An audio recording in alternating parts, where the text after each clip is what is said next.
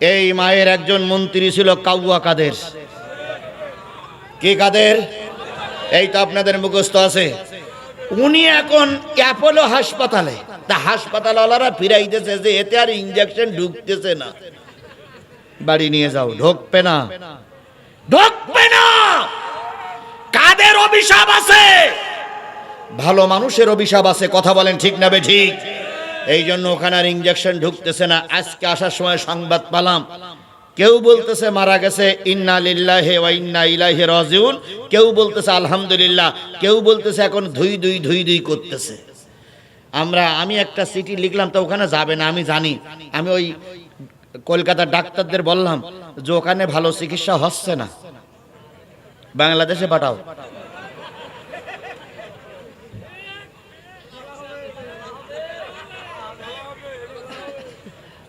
কোন দেশে? আমরা বাংলাদেশের অপেক্ষা করতেছি ওনার চিকিৎসা দেওয়ার জন্য। কথা বলেন, কথা বলেন, কথা বলেন। এবারে স্পষ্ট করে শোনো মিঠাপুকুরির মুসলমান, ওই খেলা হবে। ওই কাউয়া যদি এদেশে মৃত্যুর পরে আসুক আর জীবিত আসুক, বাংলার মাটিতে কবর হবে না। কেন হবে না? আল্লামা সাঈদীর বাড়ি আমার বাড়ির পাশেই। সাঈদীর মৃত্যুর পরে আমরা জানাজা করতে গেছিলাম, আমাদের জানাজা ঠিক মতন পড়তে দেয়নি। সাঈদীর জানাজা ঢাকার মাঠে করতে দেয়নি। কথা বলেন ঠিক না বে ঠিক? রংপুর মিঠাপুকুরির থেকে মানুষ গিয়েছিল, সাঈদীর জানাজা করতে দেয়নি। তোমরা আমাদের জানাজা বন্ধ করেছো, আর ৫৬,০০০ বর্গ কিলোমিটারের ভিতরে তোমাদের জনগণ কবর দিতে দেবে না, কবর দিতে দেবে না, কবর দিতে দেবে না। কথা ঠিক না বে ঠিক? এই জন্য আল্লাহর নির্দেশ হচ্ছে পিতা মাতার সঙ্গে সুন্দর আচরণ করো। করবো তো ইনশাল্লাহ, ইনশাল্লাহ। গেল ২ নাম্বার, শেষ করতে পারবেন কিনা আল্লাহই ভালো জানে। ওয়ালা তাকতুলু আওলাদুকুম মিন ইমলাক,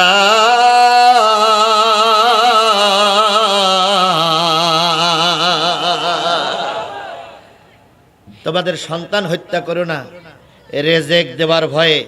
যদি রেজেক দিতে পারবে না, এই জন্য কি হত্যা করো না। ছেলে হোক মেয়ে হোক, সন্তান হত্যা করা যাবে না। রেজেক দিতে পারবা কিনা? আল্লাহ বলতেছেন নাহানু নারযুকুকুম ওয়া ইয়াহুম, তোমাদের রেজেক আমি আল্লাহ দেই, তাদের রেজেক আমি আল্লাহ দেই। বলুন তো আপনার রেজেক কে দেয়? এটা বিশ্বাস হয়? তাহলে এত পরিবার পরিকল্পনার জন্য এত ব্যস্ত কেন আপনারা? কি কায়দায় লেখা আছে? একটার বেশি না, কি বলে, একটার বেশি নয় দুইটা, দুইটার বেশি নয় একটা হলে ভালো হয়। তাই বলে না ভাই? তাই বলে না? আচ্ছা বলুন, একটার বেশি নয় দুইটার বেশি নয় একটা হলে ভালো হয়। যাদের মোটে হয় না তাদের কি করবা? মুজিবের আমলে ছিল ৭ কোটি মানুষ। এই ৭ কোটি মানুষ নিজের ইজ্জত ঢাকতে না পেরে তারা জাল দিয়ে ইজ্জত ঢেকেছিল। বমি করা বমি, মানুষের বমি করা বমি, বিভিন্ন লোক একসঙ্গে খেয়েছে। কুকুর আর মানুষ রুটি নিয়ে কাড়াকাড়ি করেছে। তখন মানুষ না খেয়েছিল ৭ কোটি মানুষ, এখন ১৮ কোটি মানুষ কি না খেয়ে আছে? তাহলে আপনি রেজেক দেওয়ার ভাই সন্তান বন্ধ করবেন কেন? সন্তান বন্ধ করা হারাম। তবে আবার সন্তান ওইভাবে হতেই থাকুক, এটাও ঠিক নয়। এই জন্য আল্লাহ রাব্বুল আলামিনের বিধান আছে, পরিবার পরিকল্পনা জায়েজ না নাজায়েজ? কথা বলেন, পরিবার পরিকল্পনা জায়েজ না নাজায়েজ? না, পরিবার পরিকল্পনা জায়েজ এবং ফরজ। আপনাদের ফতোয়ার সঙ্গে আমার ফতোয়া উল্টো হয়ে গেল না ভাই? এবার বুঝাই দেই। পরিবার পরিকল্পনা, পরিবার মানে আমার সদস্য যারা আছে, আমরাই তো পরিবার। আর কল্পনা মানে সিদ্ধান্ত নেওয়া। তাহলে আমার পরিবারের সিদ্ধান্ত নিয়ে আমরা কাজ করব, এর নাম হলো পরিবার পরিকল্পনা। একটা ছেলের বয়স 22 বছর, মেয়ের বয়স 18 বছর, বিয়ে হয়ে গেল।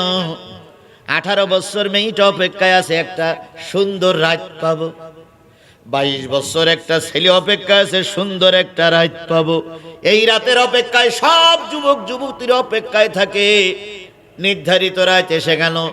এইবার মিলন বাসর রাত্রিতে ইসলামের মতে কয় রাকাত নামাজ পড়তে হয়? 2 রাকাত নামাজ পড়ে এবার ছেলে আর মেয়ে মুখোমুখি হয়ে বসে গেছেন।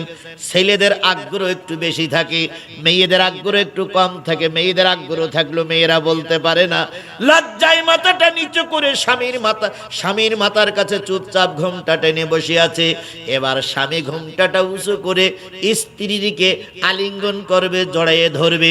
তখন স্ত্রী বলল, দাঁড়াও দাঁড়াও দাঁড়াও, এই আজকে রাত্রি অপেক্ষা আছি 22 বছর, দাঁড়াও দাঁড়াও দাঁড়াও।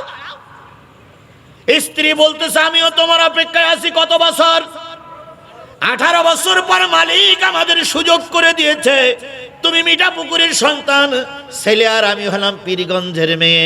দীর্ঘদিন পর আল্লাহ পাক তোমার আমার সুযোগ করে দিয়েছে। এখন তুমি আর আমি মেলামেশা করবে, এটা জায়েজ না, আল্লাহর পক্ষ থেকে বিধান। তবে আমার একটা দাবি, যদি আজকের রাত্রিতে তোমার দ্বারা আমার পেটে সন্তান আসে, ওই সন্তানটারে তুমি কি বানাতে চাও? যদি আজকে রাত্রি সন্তান হয়, সন্তানটারে তুমি কি বানাতে চাও?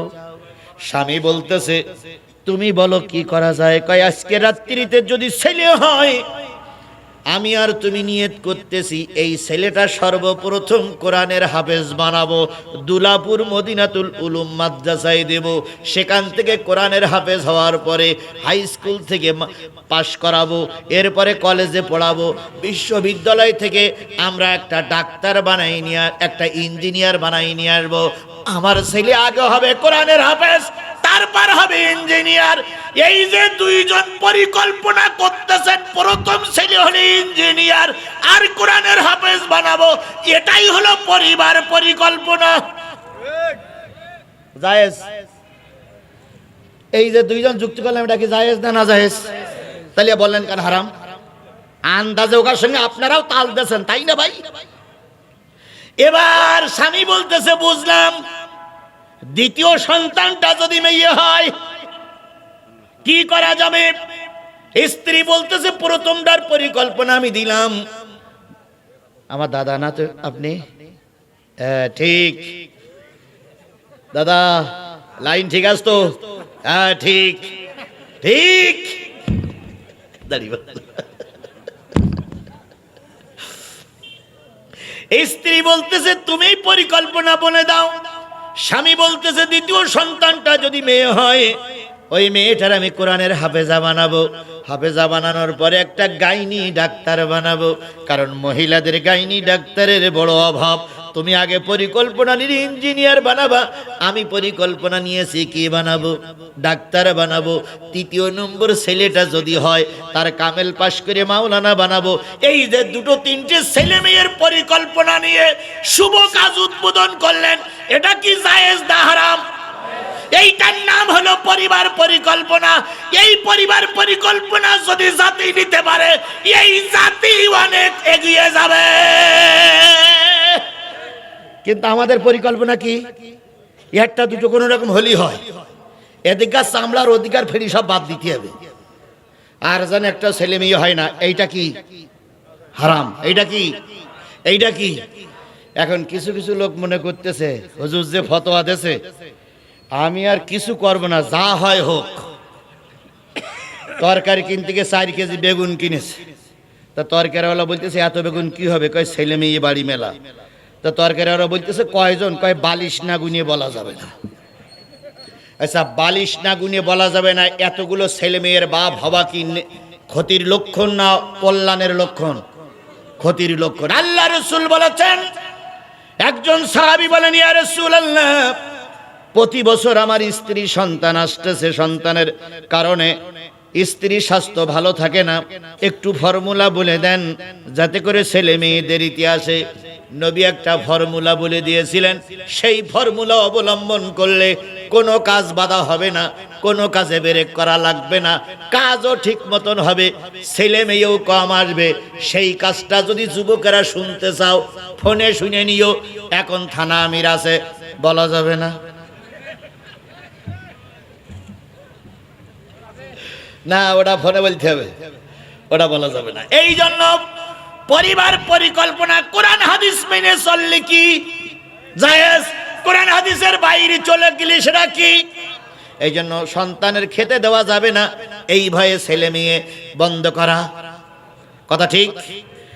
ওয়ালা তাকরাবুল ফাওয়াহিশা মা যাহারা মিনহা ওয়া মা বাতান।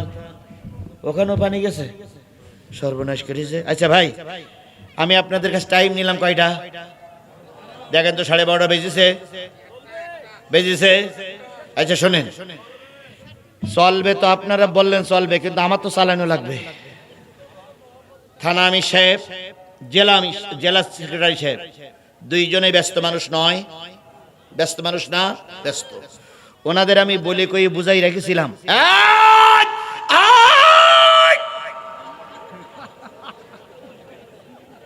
বসেন বসেন বসেন বসেন। আমি ওনাদের বুঝাই রেখেছিলাম 12:30 পর্যন্ত, ওনারা ওয়াদা করেছিলেন বসবে। ভাই, আমি আরো আধা ঘন্টা ওয়াজ করলাম, সেটা বড় কথা নয়, কিন্তু আজকে ওয়াজ করে কালকে যদি ফজরের নামাজের লোক কম হয়, গোনা হবে না সওয়াব হবে? তাহলে এই ওয়াজ শুনে লাভ কি? এই জন্য আমি যে কটা বলেছি, আজ যে কটা বাকি আছে ব্যাখ্যা না করে পুরাটাই বলে দেই, দিয়ে তারপর দোয়া করি। সবাই রাজি তো ইনশাল্লাহ? আল্লাহ বললেন, অশ্লীল কাজের ধারে কাছেও যেও না, গোপনে অথবা প্রকাশ্যে। আচ্ছা বলুন তো, অশ্লীল কাজ আমাদের সমাজে আছে না নাই? জেনা, বেবিচার, ঘুষ, এগুলো আছে না নাই? ছেলে গেছে বিদেশে, 3 সন্তানের মা ভ্যানওয়ালার সঙ্গে পালাই গেছে, এরম ঘটনা কি মিঠাপুকুরি ঘটে? ঘটে। এগুলো ঘটে কেন? পর্দা না থাকার কারণে। আওয়ামী লীগ ক্ষমতায় ছিল, পর্দা ছিল। আপনাদের রংপুরের কৃতি সন্তান, মোনাফেকের রাজা, উনি ক্ষমতায় ছিল, দেশে কি জেনাবে বিচার কমেছিল? জিয়া কি বলে, বিএনপি ক্ষমতায় ছিল, জেনাবে বিচার কমেছিল। তাহলে এনারা পারেনি, এবার একটা হুজুরদের দিয়ে একটু পরীক্ষা করে দেখার দরকার না ভাই? এই কথা বলেন, একটু দেখা দরকার না ভাই? আমি আপনাদের একটা সুসংবাদ দিচ্ছি, সেটা হলো বাংলাদেশের সব হুজুররা এক। আল্লাহু আকবার বলবেন না? আল্লাহু আকবার বলবেন না? সব হুজুররা কি এক? জামাত ইসলামী, ইসলামী আন্দোলন বাংলাদেশ, খেলাফত আন্দোলন, খেলাফত মজলিস, এনসিপি, হেফাজতের একটা অংশ, সবাই হুজুররা কি এক। এবার আমরা কোরআন দিয়ে দেশ চালাতে চাই, কথা বলেন। সেই কোরআন দিয়ে দেশ চালাতে গেলে কয়টা আসনের দরকার? 100 কয়টা? 51টা আসনের দরকার। তার ভিতরে আমার সাতক্ষীরায় আছে 4টা। আমি জাতির সামনে কোরআন শরীফ সিওয়াদা করে যাচ্ছি, যে অবস্থায় এখন বিরাজমান আছে, এই অবস্থা যদি এইভাবে থাকে, যদি রাতারাতি কোনো মোড় পরিবর্তন না হয়, আমি আমার সাতক্ষীরা জেলার 4টি আসন কোরআনের জন্য উপহার দেব ইনশাআল্লাহ। আপনারা খুশি? তাহলে আমি দেব সাতক্ষীরাতে 4টা, আর গোটা বাংলাদেশের প্রায় সব জেলায় আমি মাহফিল করি। সব জেলার অবস্থান দেখে আমার মনে হয়েছে 2-1টা জায়গা বাদে আর সব জায়গা ইনশাল্লাহ কোরআনের পক্ষে থাকবে। ওখান থেকে আমরা নিয়ে আসবো 146টা। তাহলে সারা দেশ 20 কটা হলো? 146। আমার সাতক্ষীরায় কটা হলো? কয়টা হলো? এবার ইসলাম ক্ষমতায় চলে গেছে না? গোটা বাংলাদেশের 146, আমার সাতক্ষীরার 4টা, তাহলে কত হলো? 150টা। এখনো সরকার গঠন করার মতন সুযোগ লাগবে কয়টা? আমি আপনাদের প্রাণের ভাই, আমি একটু এলেম জানি, একটু কোরআন হাদিস আছে বলে আপনারা আমাকে ওসরের চেয়ারে বসাইছেন। আমি 2টা পায়ে ধরলাম আপনাদের। ওই একটা আসনের কারণে আল্লাহর কোরআন জাতীয় সংসদে যেতে পারবে না। সেই একটা আসন আমি আপনাদের কাছে দাবি করে গেলাম, সেই আসনটা যেন হয় মিঠাপুকুরের আসন। পারবেন? কোরআনকে সাক্ষী রেখে বলেন তো পারবেন? কারা কারা পারতে রাজি আছেন? 2 হাত উঁচু করে আল্লাহরে দেখায়া দেন, জোরে একটা তাকবীর দিবেন। নারায়ে তাকবীর। আল কোরআনের আলম, তোমার নেতা আমার নেতা, দুনিয়া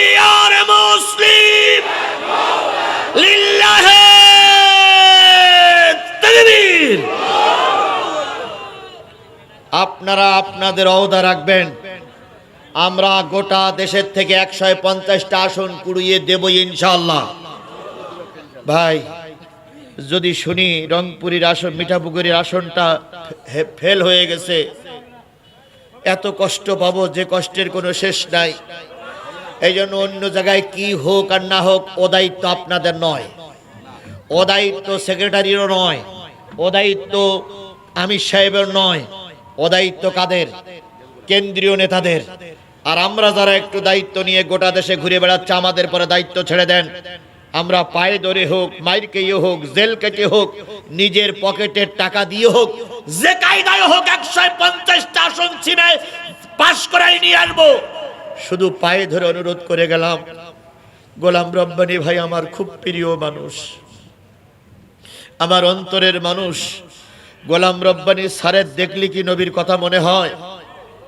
তার দাড়ি আর তার টুপিটা কি নবীর মতন? যদি তিনি ফেল করে মন ভার করে বাড়ি আসে, আমি আজিজুল কষ্ট পাবো না, কষ্ট পাবে স্বয়ং আমার আল্লাহর রসুল। আপনারা কি আল্লাহ রসুলের কষ্ট দিতে চান? আপনারা কি আল্লাহ রসুলের মুখ মলিন দেখতে চান? তাহলে আজকের থেকে, এই মুহূর্তের থেকে টার্গেট নিয়ে এগিয়ে যেতে হবে। অধ্যাপক গোলাম রব্বানী স্যারকে আমরা নিজে না খেয়েও হলো ফুলের মালা দিয়ে গলায়, ফুলের মালা গলায় পরে বাড়ি তুলবো। সবাই মিলে বলেন ইনশাআল্লাহ, ইনশাআল্লাহ। আল্লাহ যেন সেই সুন্দর ফাল্গুনির বাতাসটা আমাদের দেখার তৌফিক দান করেন। আল্লাহ রাব্বুল আলামিন বলতেছে, প্রকাশ্যে এবং গোপনে জেনাবে বিচার যদি বন্ধ করতে চাও, কোরআন সংসদে পাঠাও। কোরআন যতদিন পর্যন্ত সংসদে না যাবে, ততদিন পর্যন্ত প্রকাশ্যে এবং গোপনে জেনাবে বিচার বন্ধ হবে।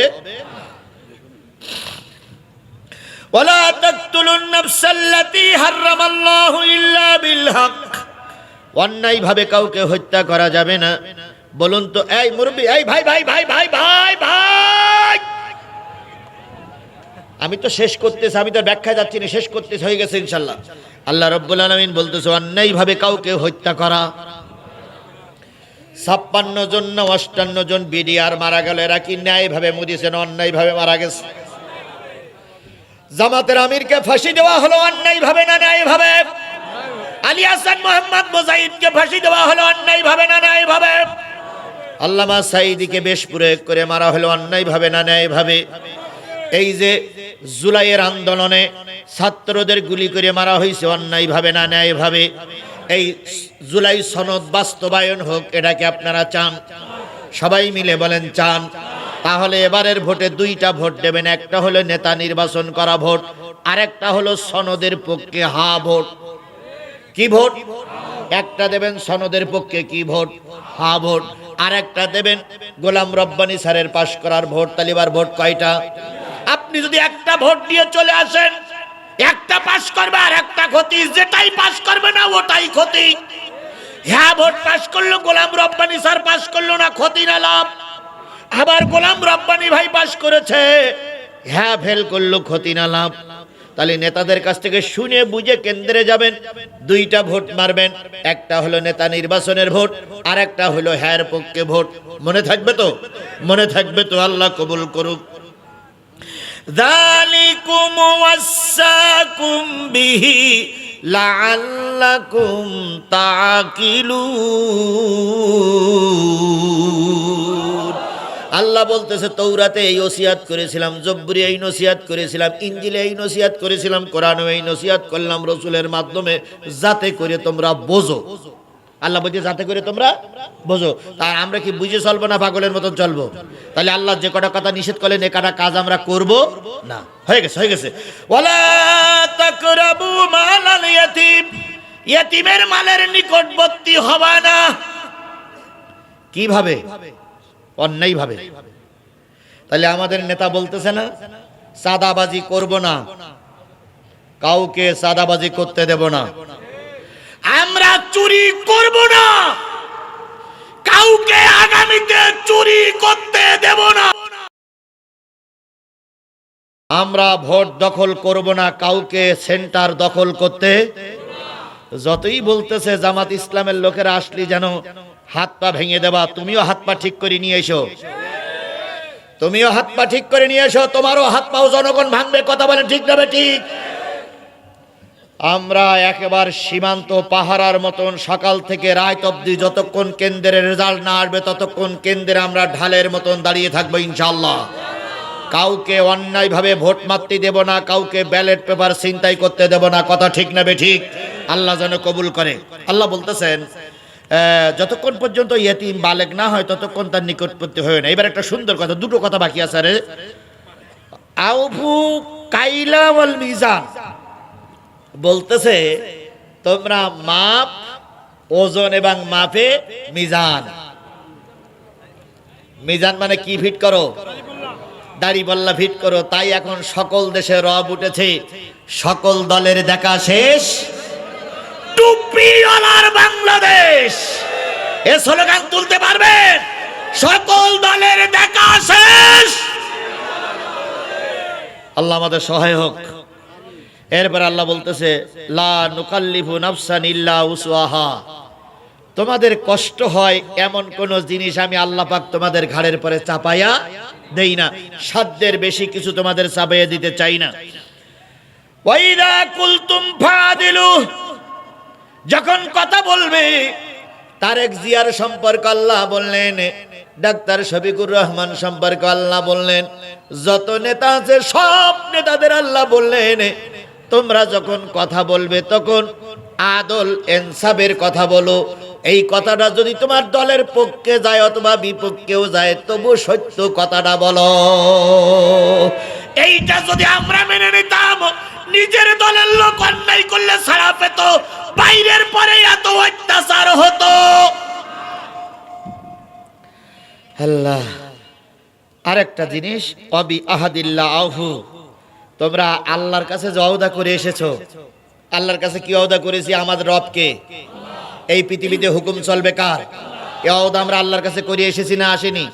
আল্লাহ মনে করতেছে তোমরা এখন ক্ষমতা পাইছো, শক্তি বেড়েছে, তোমরা ক্ষমতায় যেয়ে শক্তির জোরে আমার ওয়াদাটা ভুলে যেও না। তোমরা এই ওয়াদা করে গেছো আল্লাহর দুনিয়া আল্লাহর বিধান চলবে, তাহলে আমরা আল্লাহর কাছে বলে আসছি তোমার বিধান চালাবো, আমরা আল্লাহর বিধান মেনে নেব তো ইনশাআল্লাহ। যালিকুম ওয়াসাকুম বিহি লাআল্লাকুম তাযাক্কারুন।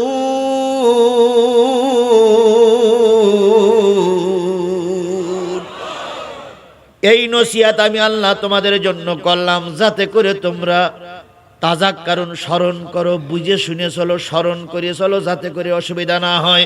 এবার শেষ কথা, ওয়া আন্না হাযা সিরাতি মুস্তাকিমা।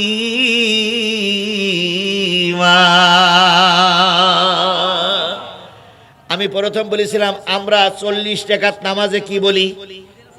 ইহদিনাস সিরাতাল মুস্তাকিম। আল্লাহ বলতেছে এই 10টা উপদেশ আজিজুল ইসলাম জিহাদির মাধ্যমে মিঠাপুকুরির মানুষ শুনলে যদি এই 10টা কাজ পরিবর্তন করে চলো, ওটাই হলো আমার সিরাতে মুস্তাকিমের রাস্তা। ওয়া আন্না হাযা সিরাতি ওয়াহিদ মুতাকাল্লিম সিগা সিরাতি মুস্তাকিমা, এটাই হলো আমার সিরাতিল মুস্তাকিমের রাস্তা। ওই প্রথম থেকে যে তুষ্টিকুবি সাইয়ান থেকে আল্লাহর ওয়াদা পর্যন্ত এর ভিতরে 10টা কথা বলেছি। এই 10টা পথে যারা চলবে তারা সিরাতিল মুস্তাকিমের পথে আছে। আচ্ছা বলেন তো এই 10টা গুণ কি জামাত ইসলামের ভিতরে আছে? এই 10টা বর্জনীয় কাজ কি জামাত ইসলাম বর্জন করে চলার জন্য চেষ্টা করে? তাহলে আমি নির্দ্বিধায় বলতে পারি জামাত ইসলাম সিরাতিল মুস্তাকিমের পথেই আছে। এই যে 10টা হারাম কাজ, এই 10টা হারাম কাজকে আমলিকাওয়ালারা বর্জন করে চলে, তাহলে বোঝা গেল ওরা সিরাতুল মুস্তাকিমের পথে ছিল না। অন্য দলের নাম আমি আর এখন বললাম না, কারণ অনেকেই আমার কথাগুলো রেকর্ড করে কালকে বাজাবে আর বলবে জিহাদি মরে না কেন। আগে যখন মিঠাপুকুর মাহফিল করতে আসলাম, বিএনপি চেয়ারম্যান আমার পাশে বসে থাকতো। যাবার সময় যা টাকা দিত তার চেয়ে 2000 টাকা পকেটে দিয়ে বলতো, হুজুর আল্লাহ আপনার দীর্ঘজীবী করুক, আপনার মতন বক্তা বেশি থাকার দরকার, আপনি সত্যি বাঘের বাচ্চার মতন কথা বলেন। যে চেয়ারম্যান আমার উপহার দিয়ে বাঘের বাচ্চার মতন প্রশংসা করতো, ওই চেয়ারম্যান দোয়া করে আল্লাহ এত লোকের মরণ হয় তা জিহাদির মরণ হয় না কেন? কারণ এখন যা কথা বলতেছি, কথা জামাত ইসলামের গায়ে পড়ে গেলে জামাত ইসলাম বদদোয়া করবে। কথা বলেন ঠিক না বেঠিক? কে বদদোয়া করলো আর কে শুধু করলো, ওতে জিহাদির 1 ইঞ্চি যায় আসে না। আমি হক কথা বলতে পারলাম কিনা ওটাই আমি আল্লাহর কাছে জবাবদিহিতার জন্য তৈরি। কারোর আমার বদদোয়ার কারণে জিহাদি মাতানো তো করিনি, করবে না। আপনারা আমার সাথে আছেন না ভাই? আপনারা আমার সাথে আছেন না ভাই? আপনারা যদি সাথে থাকেন আর আল্লাহ যদি সাথে থাকে, আমার আর কারোর দরকার আছে? আর কারোর দরকার আছে? এবার হয়ে গেছে আর 15 সেকেন্ড। আল্লাহ বলতেছে ফাত্তাবিউহু, এই পথ অনুসরণ করে চলো। তাহলে কোন পথে আসো? সিরাতে মুস্তাকিমের পথে আসো। ওয়ালা তাত্তাবিউস সুবুলা, যদি এই 10টা কাজ বাদ দিয়ে অন্য কিছু করো, তার মানে তোমরা যদি শিরকের কাজে রত হও, পিতামাতার অবাধ্য হও, তাহলে তোমরা শয়তানের রাস্তায় চলে গেলে। আর শয়তানের রাস্তায় যদি চলে যাও, তাহলে ফাতাফাররাকা বিকুম আন সাবিলিহি, আমার পথ থেকে তোমরা ছিটকে পড়লে। যালিকুম আসসাকুম বিহি লাআল্লাকুম তাত্তাকুন, এই নসিহতগুলো যারা মেনে চলবে তারাই হলো মুত্তাকি। আমরা মুত্তাকি হয়ে কোরআনের পক্ষে থাকতে চাই। কারা কারা হাত তুলে আল্লাহরে দেখাই দেন? কারা কারা হাত তুলে দেখাই দেন? আল্লাহ আমাদের হাতগুলোরে কবুল করুক। আর একটু জোরে বলেন আমিন। আরো জোরে বলেন আমিন। আরো জোরে। তাহলে আমি আপনাদের কাছে হাত উঁচু করে রাখেন। আমি কোরআনকে আপনাদের কাছে রেখে গেলাম। কোরআনের জায়গায় যদি অন্য কোনো লোক নেতা হয়ে আসে, তাহলে কোরআনকে অপমান করা হবে না? হবে না? আল্লাহ তুমি এই লোকগুলোর ছবিটা তোমার রহমতের ক্যামেরায় উঠায় নাও। মিডিয়ায় উঠালো, রহমতের ক্যামেরায় উঠালো, কোরআন ছবি তুললো। আল্লাহ এই ছবিগুলো, এই হাতগুলো যখন ভোটের কেন্দ্রে যাবে, তুমি দয়া করে এই প্রতিজ্ঞার কথাটা মনে করাইয়ে দিও। আমরা যেন একটি বারের জন্য কোরআনের দেশ দেখতে পারি, কোরআনের শাসন দেখতে পারি। দয়া করে তুমি কবুল করে নাও। আমিন সুম্মা আমিন বিজুদিকা আমিন বিনতিনানিকা আমিন। ইয়া আল্লাহ ইয়া রাব্বাল আলামিন। বাপ মা কি কবরে নাই? তাদের জন্য মোনাজাত হবে। সূরা ফাতিহা পড়েন, ইখলাস শরীফ পড়েন। বিসমিল্লাহির রহমানির রহিম।